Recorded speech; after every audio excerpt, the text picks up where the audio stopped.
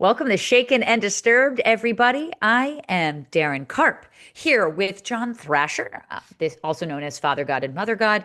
John, are you checking your hair? Do you look Well, good? my Did you hair, notice thank I got you. a haircut? It's a Yeah, I little was too just gonna say your short. hair looks really good. It's very short. Like you typically get that around this time, right? Like before summer. Yeah, I Yeah. still get I still get my cut in New York, even though I live in LA, and Yeah. I don't get it I probably get it every like 3, 4 months. It had been a Okay. while. So for the summer, I was like, she cut it a little too short, but I'm not that worried because when you have short hair like this, like literally Yeah. in a month, it looks Yeah. long again. Yeah, yeah, So yeah.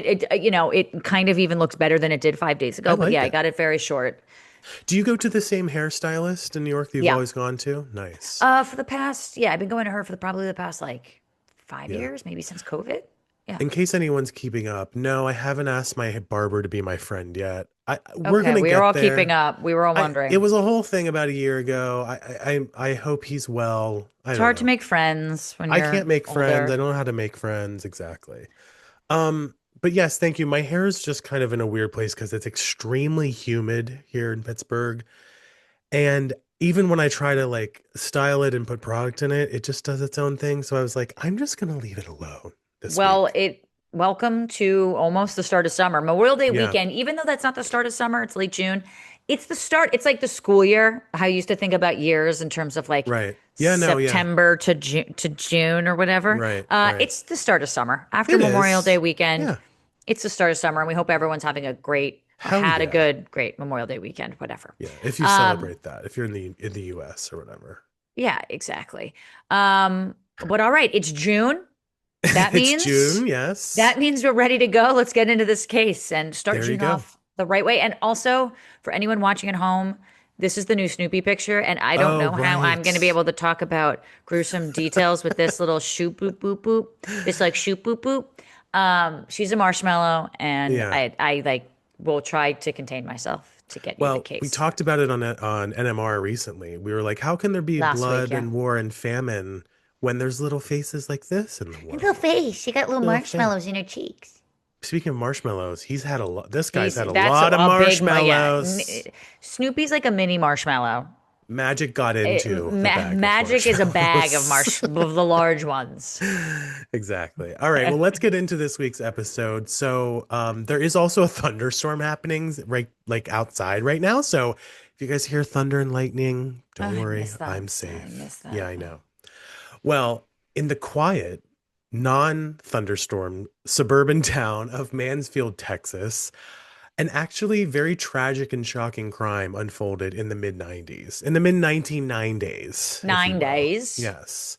Now, this vicious crime, which later became known as the Cadets murder case, involved two elite high school military cadets and a young woman caught in a deadly web of these lies and jealousy and obsession. We've all heard those before.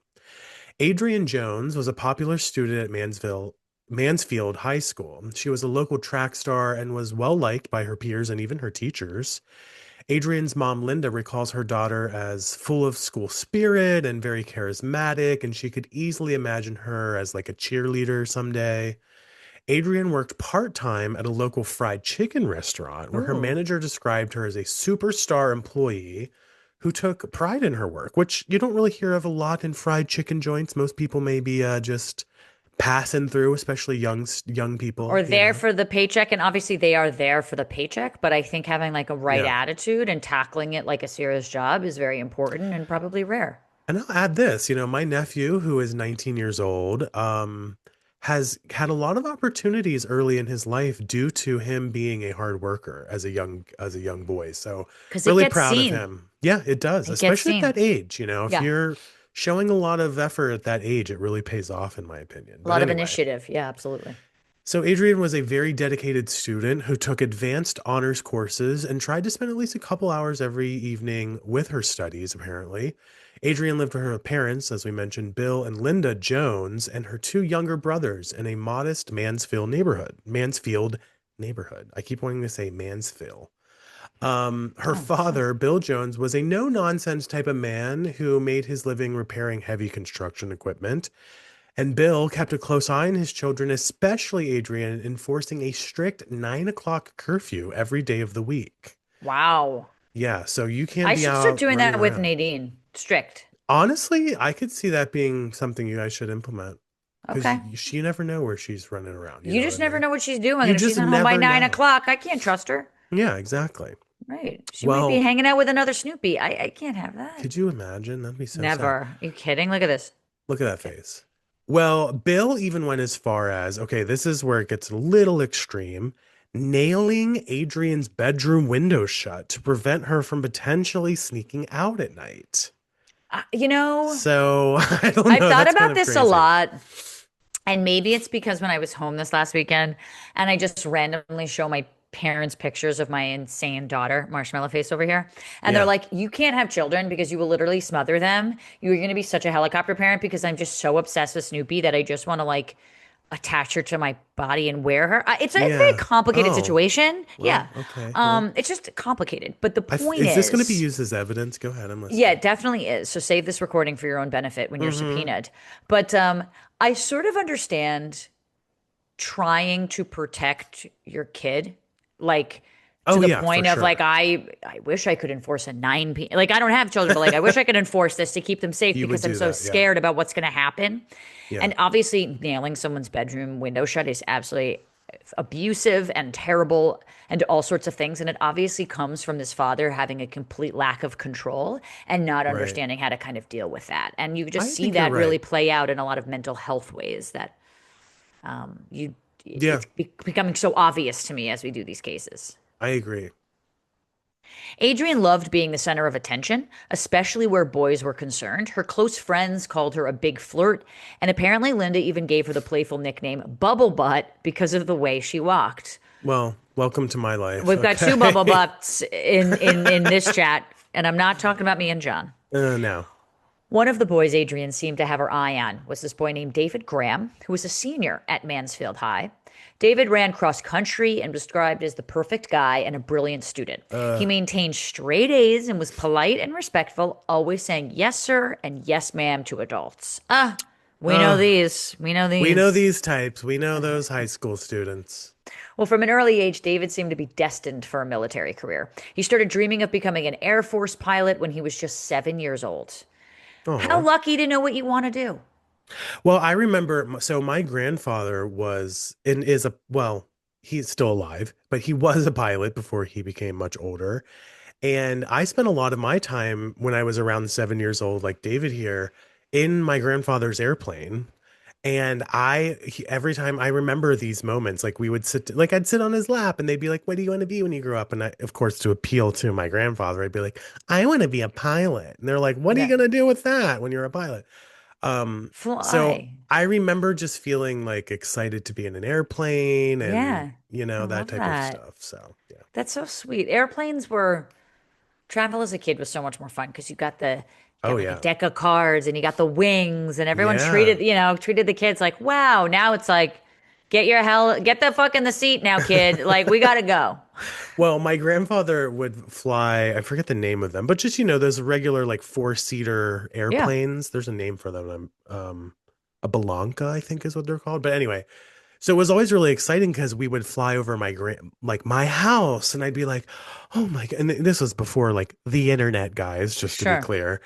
And my grandfather, I don't know if this is legal, but I'll just tell you, he would, if I wasn't with him, like let's say he was flying over and we could see that he was flying over the house one Saturday, he would drop like packs of gum out of the window of his airplane and it would fall into our yard and we'd be like, yay, gum. And I'm like, how is he doing that from Sorry, like, my mic just fell. Give me 1 second. Keep no, telling you're your good. story, but No, my you're mic just good. fell. No, you're just ruining my story. It's fine. Yeah. No, but anyway, I'm just telling you, it was really cool to be like a young boy, like, and your grandfather was a pilot. So That's adorable, little Johnny boy. Like, I mean, listen, that's like I would love for my grandfather to have been able to like it drop was packs fun. of gum in It my was a fun backyard. time. Like, Yeah. that's cool. Well, from an Yeah. early age, David seemed to be destined, like I said, for a military career. Wanted to become a pilot, and he followed his dream and eventually served as the battalion commander in the school's junior ROTC program. Did Wow. you guys have an ROTC program? Not in high school. What? I don't know. I don't think so in high school, but I remember ROTC happening at WVU when I was in college. I knew a friend of mine that was in the ROTC program. I thought the ROTC people in my high school were badasses. Like Yeah. them doing at school assemblies, just what they could do with Ooh. flags, just like the Yeah. discipline, I Yeah. always thought was kind of incredible. Yeah. So, in fact, at 18 years old, David had already secured a letter of support from Congressman Martin Frost for his application to the U.S. Air Force Academy. Of course, lots of young women, including Adrian, found David appealing because he was cute Mm-hmm. and he's courteous manners and his dedication to this work. And And, like, military dude. Listen, have I yeah, dated very somebody that was in the sexy. military? Yes, and Yes. I understand what the uniform does for us ladies and some gents. Okay? Yes. Yeah. Well, you're not the only one, John, because another young woman with her eye on David was this woman named Diane Zamora, who Yes. attended another nearby school. Well, Diane was also another high achiever. She was a member of the National Honor Society and belonged to several clubs. Fun fact, not to keep going on tangents here, but I was not allowed to be in National Honor Society in my high school. Oh, here we go. Despite my good grades and, I was the class president and the I was one of those types. But, But in ninth grade, there was this oh, whole God. thing that went on in my high school about public displays of affection. We weren't allowed to touch each other in any way, shape, or form. And You couldn't hug? you couldn't hug specifically, Daryn. And let me tell you what happened. I was walking down the hallway past some teacher's room who I didn't even have from some other grade, and one of my friends, Amber, shout out to Amber, not my mom, came up behind me and hugged me from behind, like put her arms like around the front of my chest, got detention as a result of it. And because I had detention on my record, I could not get into National Honor Society because someone hugged me. Now, make that make sense. That Make that make seems sense. crazy It strict. is crazy. No, it was Was crazy. it a I'm like, public high school? yeah, it was. Yeah. Isn't that funny? So If here's I another was a funny thing. parent, if I was your parent and I found that you got detention because someone hugged Yeah, that's you, a good point. I would have 100% called the school and be like, no. Well, let me tell you what happened. So I'm remembering this now. So I go to detention, like whatever, later that day after school or whatever. And the vice principal comes walking in who handles detention. And she was like, "What are you doing here?" And I was like, "Oh, I got detention because some girl like hugged me." And she was like, "Goodbye, leave. You Yeah, don't have like, detention." no. And so later, that same vice principal, did I say principal? I might have said vice president, but I meant principal. We reconnected over COVID because now she's a huge pickleball player and Oh, so now we laugh our asses off about it and we're pickleball partners whenever we play sometimes. So I just thought it love was full that. circle moment. I was like, "Do you Full remember circle. whenever I got detention?" And she was like, "Yeah." She was like, "What? That guy was so weird." She was talking about the teacher that gave me detention. She was like, "Yeah, he was a weirdo. He's Don't probably worry about that." gay. He's And I probably was like like, so "Well, closeted, he's he probably gay." hated any forms of affection. And I was like, "Well, I'm glad you said that because I didn't get into National Honor Society because of that. And I've really held on to that for 20 years." Anyway, this isn't about me, I was gonna guys, this say, I have a story. feeling because we're covering this case, it's not gonna end up as great for this person as it did for you, Tragically not. but we'll keep going. So, as a child, Diane, who we're talking about here, dreamed of becoming an astronaut from an early age. These kids have some very big, uh, you know, goals and plans for their Aspirations. lives. Yeah. She even began keeping a notebook where she had listed out achievements that she needed for college scholarships. I did this as well. This is funny. Now, while she was a studious and determined student and wanted to become and was an academic star, she was known for being a bit aloof, actually, and like a little judgmental, according to people that knew her. Now, she was raised in a very deeply religious family. She was the eldest of four children, and her father worked as an electrician while her mom was a registered nurse. Now, Diane was very careful about who she dated and who she associated with. She found most boys to be immature. I agree, Diane. After two of her older cousins fell pregnant in high school, Diane made a pledge not to have sex before marriage. So lots of different, you can tell already, there's lots of like, I don't know, I don't want to say like parental Overreach? pressure, but you Yeah. can tell that there's a lot of like these types of things that are influencing these. these kids, frankly, their daily lives, I their mean, if daily her father is decisions. nailing her bedroom window shut, this is not Right. a very free household. Well, this is Diane, who's a different, that's Adrian who Yeah. you're thinking. Oh But yeah, duh, but duh, these duh, duh. people across Yes, but her the being in a board. religious household, still not good. Exactly. Or Exactly. deeply religious, rather. Well, despite her big ambitions, Diane was thought of as somewhat naive and sheltered, a virgin in life with limited worldly experience, some might say even. Mm. Now, David and Diane first met in 1991 at weekly Civil Air Patrol search and rescue training, which were classes that they were both attending. Remember, she wanted to be an astronaut, so this kind of, connects to that world.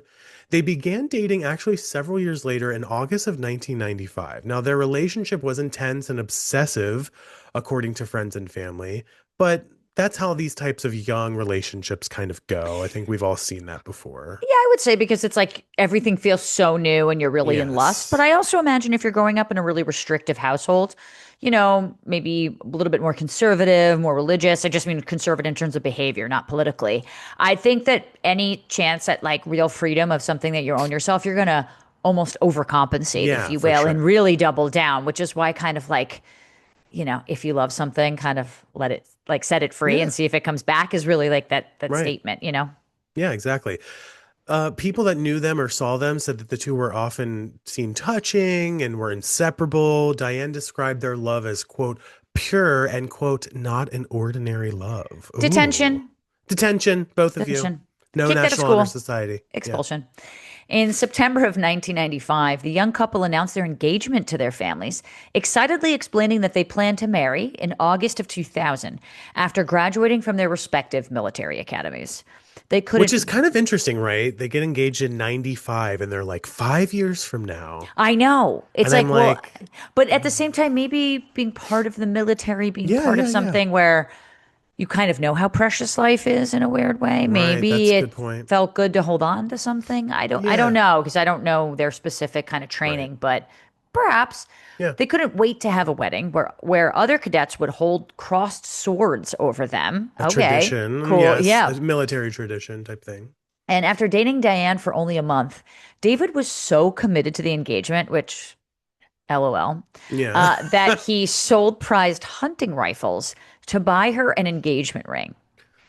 Okay, Very so that happened rarely does later. this work Got it. out. Like, Yeah, like this very isn't. rarely does a month dating, you being committed to engagement in 5 years from now work out. I will I just say agree. that. Yeah, it's true. Diane later lost her virginity to David, an experience her family recalled left her severely distraught, Oh feeling dear. guilty and confused. Now, this only reinforced the obsessive element in the young couple's relationship. Diane told a relative, quote, "If I can't be Mrs. David Graham, then I will die as Miss Diane Zamora." Lots of Okay. this is kind of dramatic in my opinion, You think? Just a touch, a smidge. I think is she distraught and guilty, feeling guilty and confused because of the experience or because it was before she got married? Because remember, we just mentioned she wanted to save that for marriage or whatever. So I don't know. I think maybe A they're lot just going on. kind of on a roller coaster and they just keep Yeah. tumbling downhill and hoping that they land softly, Yeah, maybe. that's a good way to put it. Well, the couple developed a secret love quote unquote, calling each other tiger and kittens. Oh, just like us, John. Yeah, or And just ending like Tiger King. Yeah, exactly. and ending phone calls with the phrase greenish brown female sheep, Oh meaning no. all of you, which translated to I love you. Okay. All right. What are we I doing mean, what a here? good code word, though. Greenish brown, olive, female sheep is you. All of you. I'm gonna throw up, but keep Okay. going. Keep going. Well, some believe David dominated the relationship, refusing to let Diane's family hug her and persuading her to run track against her wishes. Don't like Okay. any of this controlling stuff. Others No. saw Diane as overly possessive, insisting Dave quit jobs that interfered with their relationship, like every job does. Diane's Right. family publicly said she was so completely in love with David, she could barely have a conversation without mentioning him. I know, first of all, I I know don't young know. That's, people yeah. right now in my life who are exhibiting very similar behaviors to this. Mm. And it happens in your early 20s. Maybe it's your first love, it's your first, sounds Everything like feels new. your Right. first sexual experience. Right. That type of stuff is so overwhelming to a young 20 person's brain that this is almost like a copy paste of every other scenario. So anyway, not to put too much, I'm not trying to be judgmental here. It's really more just No, about but observing it's realities of people yes. this age, you know? Well, on the first weekend of November 1995, David traveled with the Mansfield cross country team to a regional meet in Lubbock, Texas. I hope I'm saying Lubbock. that. Yeah, Lubbock. Lubbock. Adrian Jones, who we mentioned at the top of the show, was also on this trip. Now, what exactly happened between David and Adrian during this trip is unclear. According to David's later typed confession, on November 4th, 1995, he gave Adrian a ride home from the meet, and the two had sex after he parked behind an elementary school. Law enforcement and friends of Adrian disputed this, actually, suggesting that David invented the story to make Diane jealous. Now, around Hmm. December 1st, David confessed to Diane that he had cheated on her, and she was enraged, as you might expect, describing feeling betrayed, deceived, and forgotten. Devastated, Diane demanded that David prove his love by killing Adrian.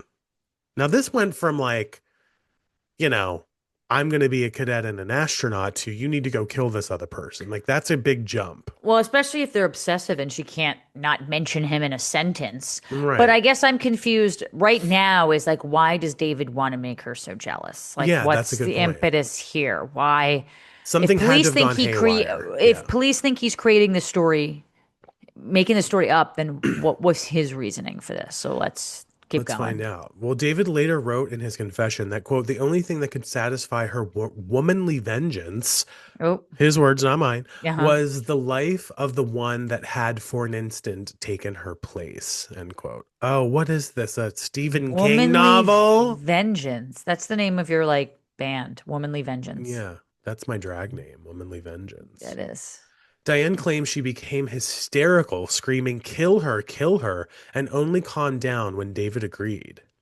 David later told law enforcement that he thought long and hard about how to carry out this crime after Diane's ultimatum.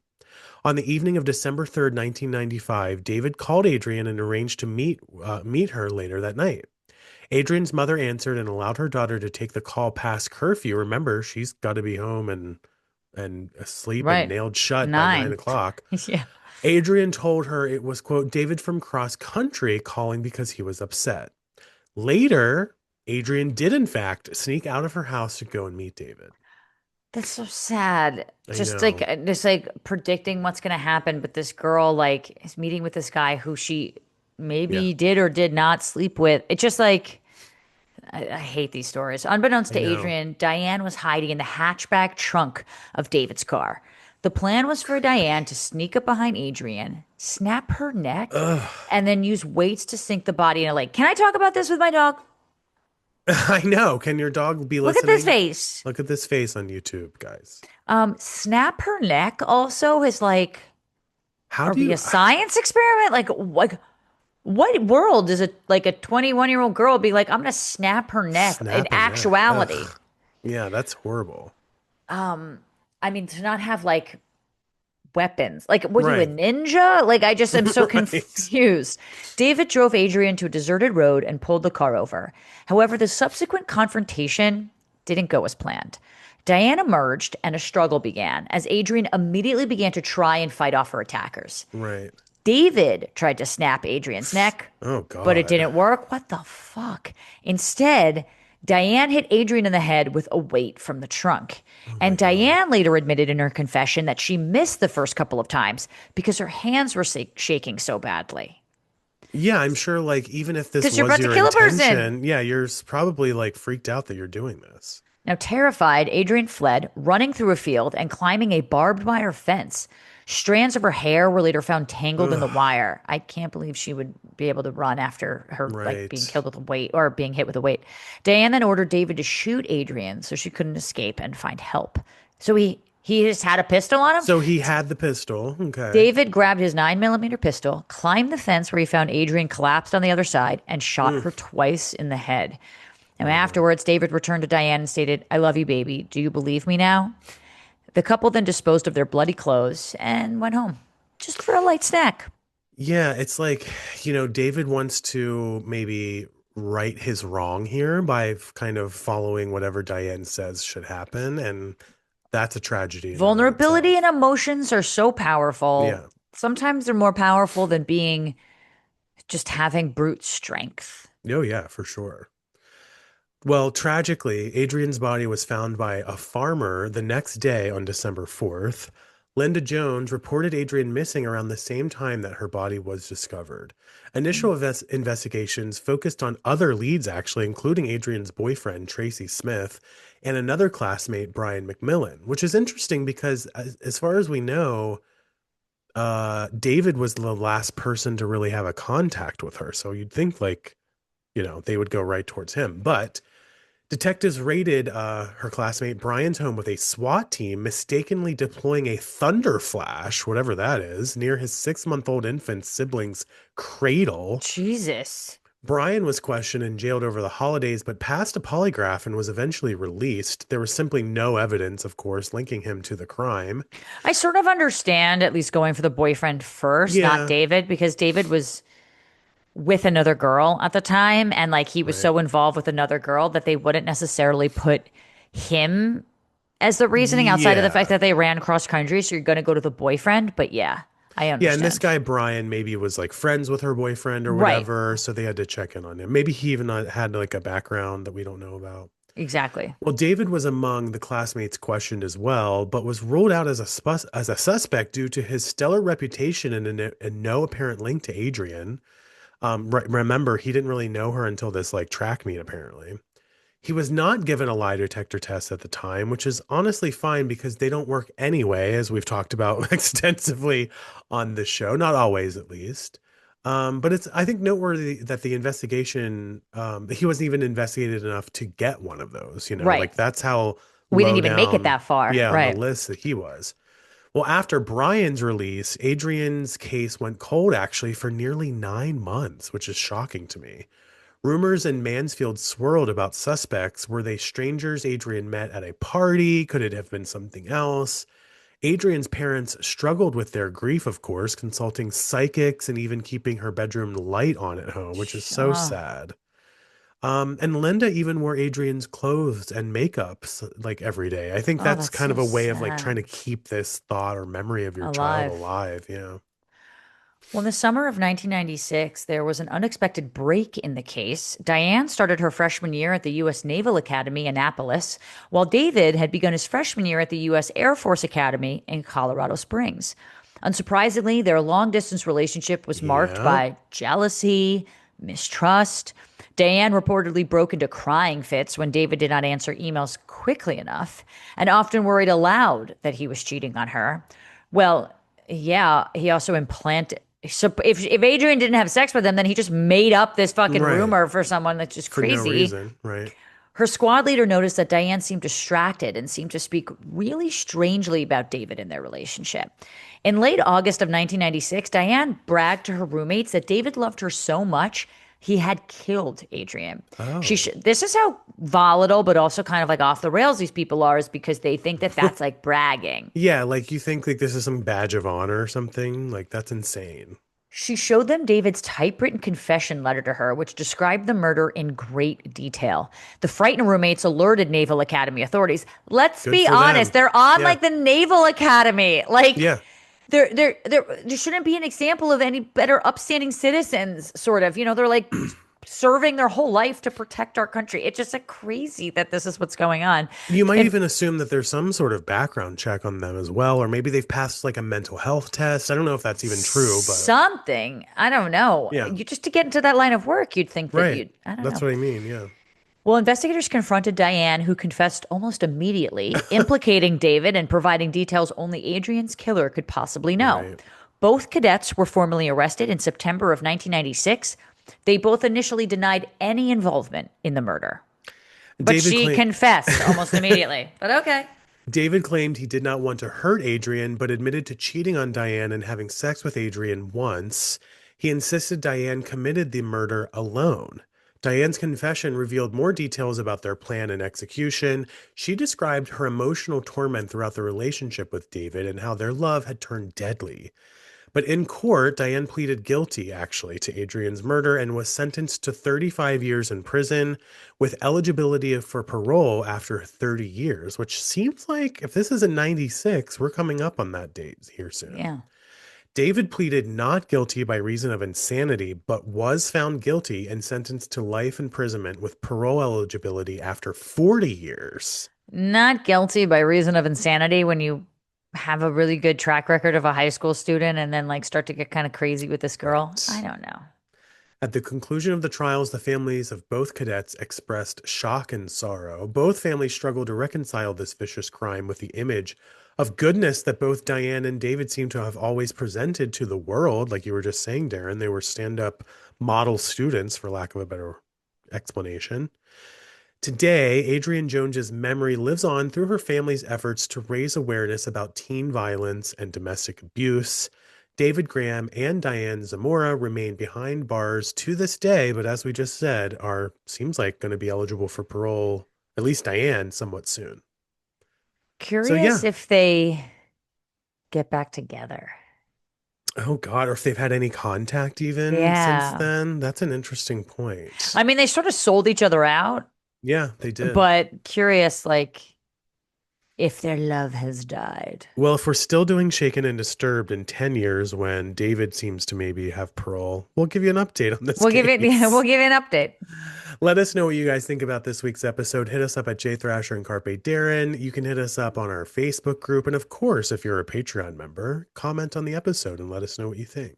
Yeah, let's get to some shout outs. There you go. Why don't you take the first one, Daryn? So we talk about the Knicks on last week's NMR. Boy, do we ever. But Tegan Right. wanted to chime in saying, Daryn, your story about the Knicks win reminds me of when the Cubs won the World Series in 2016. I saw this post. The game ended at like 1 Mm-hmm. a.m.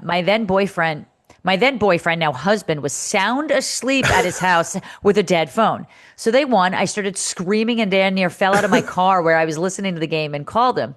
He woke up the next morning, looked at the score, saw a voicemail from his girlfriend of about a year and a half, and promptly had his ears blown out by my wordless screaming. Can you imagine? Like no other context, just screaming into a voice note or voicemail. Too I good. heavily relate to this. I absolutely love this. I remember where I was when the Cubs won in You 2016, just because it do? was so historic. I was at the Gansevoort in New York City, where I actually stayed this last week, and I was with the Vanderpump Rules cast watching this game until Interesting. 1 a.m. and watched the Cubs win. Because the Cubs winning, it had been like, Yeah. Yeah. correct me if I'm wrong, 105 years or something. Like Hmm. I just felt like it was a collective curse. We were all rooting for the Cubs I to kind of take it. remember that now that you're saying Yeah, that. Yeah. yeah. Well, Sandy on Patreon saw your dog walk video, Daryn, which was so cute on Patreon. And she said, quote, wait, you have a dog? JK, of course you do. Cute puppers. I Thank just you thought for it was getting so it, funny. Sandy. Thank Yeah. you for getting it. Thank you. Yeah. Because it's like John always forgets I have a dog, and every week I have to remind him Right. Yeah. lovingly, but I have to Yeah. remind him. As if we don't talk about Snoopy extensively on every NMR episode. It's easy to forget, but she's actually so hard to forget 'cause she's so Thank you, Sandy perfect. and Tegan, Yeah, for thank you, commenting. Sandy. And one more shout out to our friend Mitz, our dear friend Mitz, who says she's Yes. home fighting pneumonia. Ugh, That sounds horrendous. That sounds something worse than Mitz. anything John Thrasher has ever had. So feel better, Mitz. We are thinking It's about not a you. competition of illness here, but Mitz, we hope that you're feeling Isn't it? better soon. You're off the island, John. Mitz is winning. Mitz is Okay. the new co-host. You can please be sure to join us on Patreon. And of course, your help supports the. Let me redo that. Be sure to join us on Wow. Patreon to help support the show. If you're listening to this on our main podcast feed, you can get this week's episode a full week earlier on Patreon. Your support there goes such a long way to keep the show going, you guys. Thank you so much if you've already signed up, and we would love to see you there. Patreon.com/shaken and disturbed, or of course, you can click the link in our show notes. Daryn, unlike me, because I didn't do this before the show, I want you to make sure that you take care and brush your hair, which I Well, did I not got a do. nice haircut, so I'm Your hair looks great. it's brushed. But I'm gonna go It's back brushed. to our NMR. If you haven't listened to last week's Okay. NMR, do it and Oh, just say, order your Labubu's. Order your Labubu's okay. now. That's a good Yeah. one. I'm going to do that. Order your Labubu's before we bye-bye. Bye-bye. La boo boos and la bye byes. Bye-bye. Love Bye, you guys. everybody. Bye. Bye.